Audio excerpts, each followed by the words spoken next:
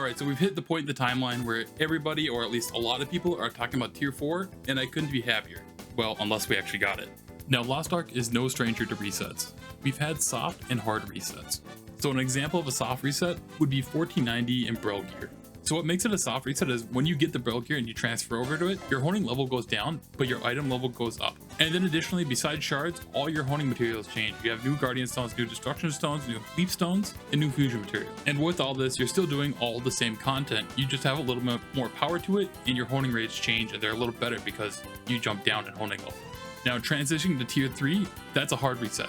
And a hard reset, when you get the gear, your item level jumps quite a bit. So for tier 3, you went from 1100 to 1302 just from transferring. And you're starting over just from the start of tier 3. That's what a hard reset is you're just starting over, you're starting from 0. This results in all new content, and all that content was modernly designed for that tier. And that's the main topic I want to talk about, and that's the topic that when people talk about tier 4 resets, they're talking about a hard reset. They're talking about setting everybody back to 0. So real quick, let's talk about hard resets in other games, because this is something that's really common in the industry, but something really more noticeable into the buy-to-play subscription monthly games. And the two examples I'm going to use, well, the two major examples for this is going to be the two most successful games in that space, which is going to be Final Fantasy XIV and World of Warcraft. These are games that pass the test of time, and every time they launch a new expansion, we're getting a hard reset with them. When one of these expansions drop, there's always a ton of old and new players coming into the game at the same time. Now, after the launch of the game, this is the best time to get into a game, because again, everybody's starting from 0, everybody's progressing together. Because a new player getting into the game at this time generally has like a boost or a way to get up high to the new content and just get to explore the new content, the new gameplay, and all that kind of stuff with everybody else. They don't have to worry about their year that it takes to get Light of Salvation 30 to just do the new content. And then let's take a free-to-play example. Let's talk about the game I played before I played Lost Ark, which is going to be Phantasy Star Online 2. In particular, I'm going to be talking about the base game, not the NGS update that completely fucked over the game. Thanks, Sega. Salt aside, on a serious note, the base PSO2 ran off a episode system. It ran for a total of 6 episodes, and in Japan, those episodes were released about 2 years apart each time. Each episode was a kind of soft and hard reset at the same time. So the level cap always increased, and then you'd also get higher rarity items, which means you had to upgrade your items, or should I say more accurately, farm new ones. But you could always farm and save up materials for their fix system, which is another source of power. That is just one of the main sources of power that you would get a lot of fodder and stuff you would have to farm for. There's also multiple series and routes of weapons and gearing, the ways that you can go about it, so you were pretty open. It wasn't just completely linear. Yes, there was kind of a best in slot option, but your other options weren't really obsolete. Now let's go back in the past and talk about a game I played since beta, and I think in KR it came out in 2010. I don't know when it came out in NA anymore, but we're talking about Vindictus. I played this damn game back when there was a token system to do your runs. Yes, that's right, back when it was common to have fatigue in games. Now, Vindictus runs off a season model, and now it's on to season 4. Now, I played up to mid-season 3, but season 1, 2, and 3, they all had a hard reset pretty much on the season. So from 2010 to now, so 13 years, there's been 4 seasons, and so probably 4 resets, which means you're talking about 3 years and some change to do the same content, 3 years to get your reset. Now, they might not be as evenly spread as other games. I don't remember the dates, and I don't feel like looking it up, but the fact is that it had very scarce resets, and like Lost Ark, it had a very high vertical progression with cash shop involved, which resulted in a lot of people quitting the game and a lot of people not wanting to deal with it, because unlike Lost Ark, it didn't have a pity system or anything like that. So it's a game that often did well at the start, and then it would just start hemorrhaging player the deeper and deeper it gets into that season, because it was just unobtainable or hard to get, and for most people it just didn't feel like it was worth the investment to go that deep into it. So 3 out of 4 of my examples, they did their major updates every 2 years. So that seems to have become the standard, probably just because of the success of WoW.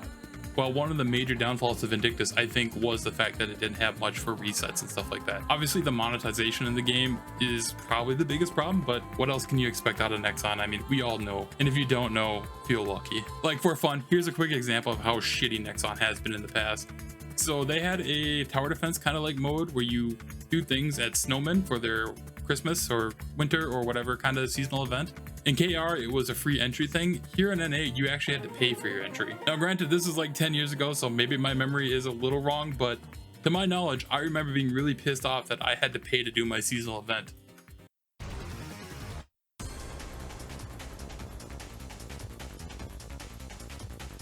Now, unlike those games I talked about before, Lost Ark really isn't that old. It came out in 2019 in Korea, and the game was actually really different on launch. Like, there was no raids, it was a Guardian raid kind of endgame to my knowledge, and very island focused. Saint actually talks about this quite a bit, and I think he might have a video about it. Maybe I'll search for it and find a link for it when I actually edit this video. But that situation was kind of like a Realm Reborn situation where they revamped the entire game for everybody to get into it. Argos originally launched in KR in 2020 in September, and then Vulcan came out in January of the next year. So yeah, KR has been in tier 3 for now 3 years.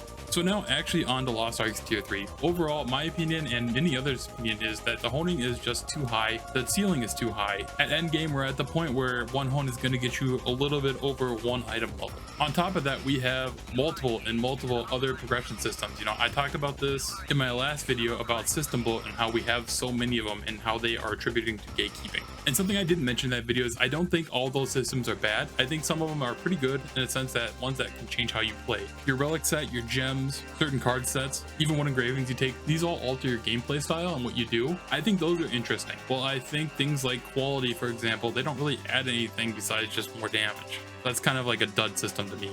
But again, I'm going to double down and say that these systems, all this bloat, this causes gatekeeping, which in turn is making the game not appealing to new players. If people want to get into it, they can't do what they want to do. They can't experience the game for what it is because item level can only compensate so much. These systems are time and RNG gated for new players. They just can't get to the point where people want them in their parties. This is where a tier 4, a hard reset would come in really handy and really help out the game a lot, because a hard reset would put new players and old players alike at the same starting line at 0. This is the point of the time where the community is more like an actual community. We're all learning and experiencing this game together along with gearing up and progressing at the same time. Now obviously there is no stopping gatekeeping with this alone. As early as the first week of a new raid, you'll see all re-clear lobbies. That's just a thing. But this is one of the best methods to get new and old players to play at the same time with each other. Obviously, I think there is going to be more. There needs to be more to fix this problem, but I think a tier reset would be a good start. When everybody's experiencing the same thing at the same time, this is when people generally have the most fun with the game. Going through the start of an expansion of a normal game is generally the most fun. In Lost Ark, the most fun you're probably going to have with the raid is going to be learning it, clearing it, and then putting it on farm. You get that sense of achievement with it. Then when it's, 6-8 months later and it's on farm and you and the boys are just trying to make some fun out of it, you're probably trying to kill each other. Just a little prank. But new players, they can't experience the joys of learning things or putting it on farm that much because they're going to be joining pug parties and they're probably going to either get bitched out by people who think they're undergeared or they're going to get carried through it. And it's actually pretty hard to get a lobby full of newer players for the most part because this game isn't that welcoming to new players. It's hard for a new player to get in, to get to that point, to really try to experience it.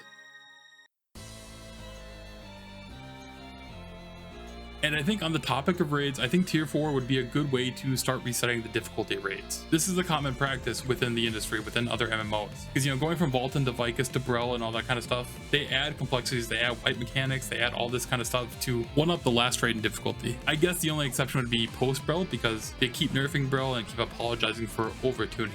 But that is just the design. Things are going to get more difficulty. They're going to be a little harder as you progress through the tier.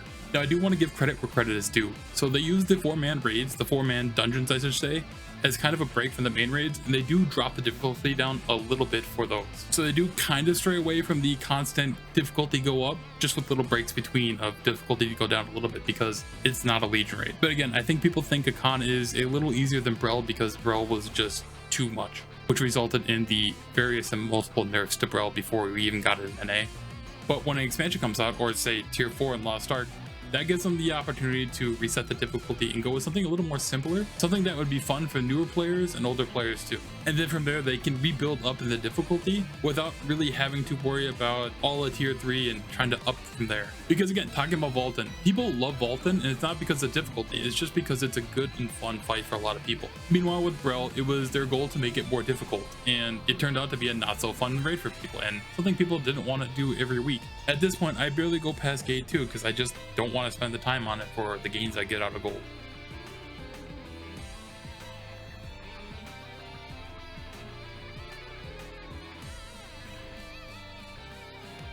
Now, another point for a tier reset would be allowing people to redo their roster. I can't say how many times I look back into it and think about, if I could do it all again, how would I change it? What would I play? What would I not play? Two classes I missed out on launch and have leveled up since then, but I wish they were higher and wish I had more time with them, is going to be Deadeye and War Dancer. I think they're both pretty fun, and I really want the Deadeye changes. But I've gotten to the point where I have to just accept that Deadeye is going to have to be a for fun class outside of my roster. Yes, I will be pushing it and honing it up, but the problem is that everything else is too expensive, too time consuming to juice up the rest of my roster to really push the Deadeye up without swiping. Old classes aside, I put Slayer and Artist on my roster, and I plan to play Aeromancer and Soul Eater. If we had a tier reset where everything started at 0, you could really redecide your roster and what you want to play, even with power passes events going higher. It's just a lot of materials, a lot of time, and a lot of grinding to get a new character up to where it should be to do modern content, which is another reason why a tier reset would help even older players like me and people who want to play new characters, people who want to play different characters, people who see a balance patch and say, oh man, I wish I would have played this, or now I want to play this.